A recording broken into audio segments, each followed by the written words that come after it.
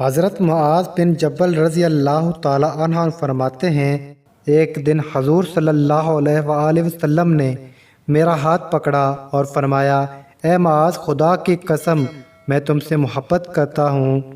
حضرت معاذ نے عرض کیا، اے اللہ کے رسول، میرے ماں باپ آپ پر فدا، خدا کی قسم میں بھی آپ سے محبت کرتا ہوں۔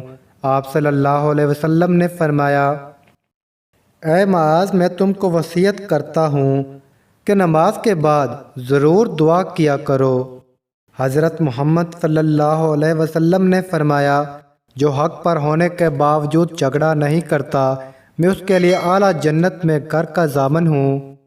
رسول اللہ صلی اللہ علیہ وسلم نے فرمایا، جب انسان مر جاتا ہے تو اس کا عمل موقوف ہو جاتا ہے، مگر 3 چیزوں کا ثواب جاری رہتا ہے: 1 صدقہ جاریہ، 2 علم جس سے لوگ فائدہ اٹھائیں، 3 نیک اولاد جو اس کے لیے دعا کرے۔